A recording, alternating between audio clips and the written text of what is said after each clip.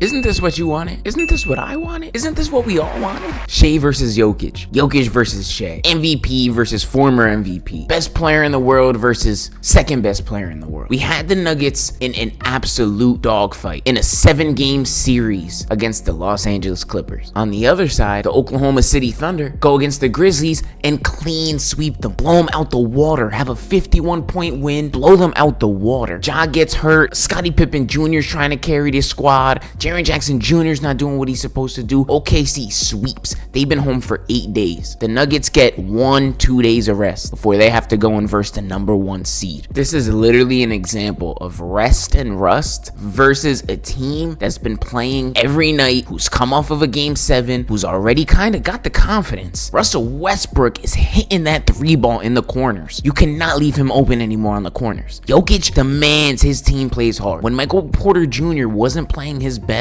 and Jokic called him out and said, yo, if you're not playing your hardest and you're not trying your hardest here, you shouldn't be playing the sport. It's NBA playoffs. Jokic has his team hooping. Obviously, Shai is the MVP this year, but Jokic is obviously the runner-up. He's won it 3 of the last 4 years, and he should've, would've, could've won it the Embiid year. But Embiid did win it. I'm not gonna hold him against it just because he's hurt. He's dealing with some shit. You got yours, Embiid. Jokic got his. Shai just got his. Now, there's a bunch of people that have talked about Shai versus Jokic and the MVP argument. That's not what I'm here for. I've talked about Shai on his own video. I've personally talked about Jokic on his own video. If I'm the Nuggets, I feel way more confident going into a series. Granted, you have less health because there's a bunch of people on that team that are banged up, including MPJ. But at least you guys are hot. You guys have played 7 straight games and you found a way to win. Now that Aaron Gordon play, that was insane. I know Jokic didn't mean, it wasn't a pass. It was a shot attempt. We're not going to sit here and call that a pass. There's no way you can call that a pass. Aaron Gordon with the tip dunk with 0.1 on the clock. 0.1 on the clock. Clippers lose. Clippers win that game. That's the game where they came back and they were literally right there to win it. If Aaron Gordon doesn't make that bucket and that dunk, we're not sitting here talking about Jokic versus OKC. But he did, and they won in 7. And in game 7, the Nuggets blew out the Clippers. Jokic and Jamal, they love to run that pick and roll,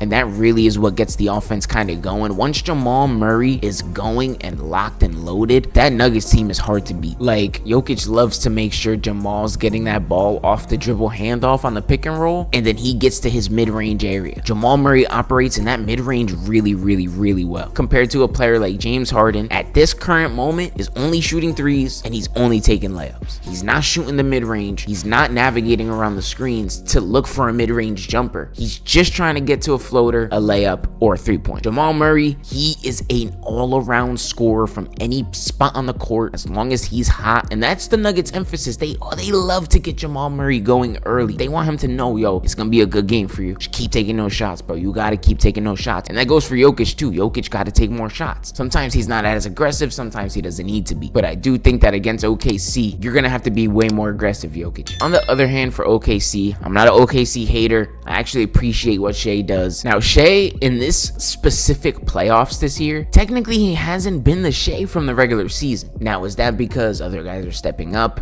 Is that because his jumper's not falling? What is it? Scottie Pippen Jr. was really trying to hound Shai Gilgeous. In some aspects of defense, he was playing solid defense on Shai. Shai has not been the most efficient from 3. He's forced really to take just those mid-range shots, and of course that's his bread and butter, so he's gonna hit those, but you have to live with that at that point. You're not just gonna stop Shai. It doesn't work like that. The same way you're not gonna stop Jokic, Shai is just as good as a point guard. I'm not here to disrespect any player. I can't wait to watch this series tonight. Game 1, we have Shai versus Jokic. This is literally like one of the best things you could ask for. If you're an enjoyer of basketball and you like to watch the shit, you don't care about like the box score. Like, let's say you're genuinely watching the game and this player has a better impact than he usually does, but the box score don't really show. Come on, man, you know ball. The dude played a good game. Now, Shai in game 1, he had 15 points. He only played 23 minutes, but he only had 15 points. You go into game 2, he has 27, 8, and 5. That's not bad, but that's not the Shai that we're used to seeing from the regular season. And I know defense in the playoffs is better, but you see guys like Jokic and you see guys like Jamal Murray, who's other playoff risers, Anthony Edwards, Jalen Brunson. You see guys like that and they elevate their game to the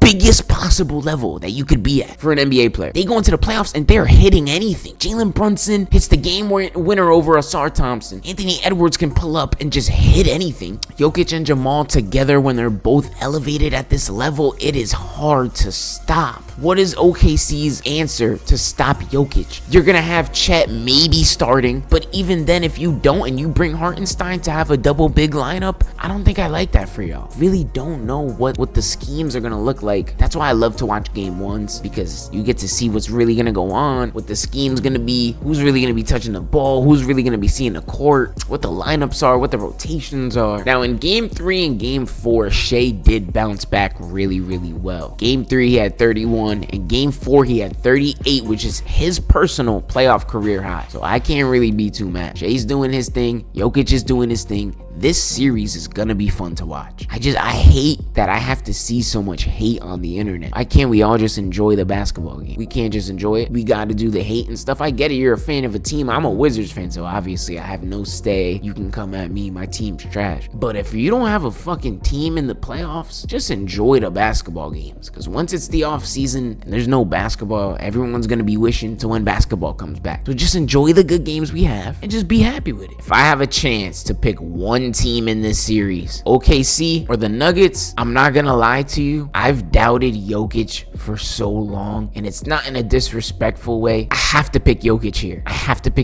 He's the 4 seed going against the 1 seed. They've got a vendetta here. It's MVP. I'm gonna say Nuggets in 6 though. I don't see what solutions and what answers they're gonna have for stopping Jokic and Jamal Murray. Yeah, you got Lou Dort, but come on, man. We've seen the Nuggets in this playoff scenario many times. They already have a ring. They have championship pedigree. They've been here. They've been in this moment. This is what they do. They do this every year. I'm going Nuggets in 6. They win it on their home floor. And that's pretty much it, man. If you guys do enjoy this video, please be sure to drop a like. I'll be back on Wednesday with another video, and Friday. Back on my shit, man. I'll be back.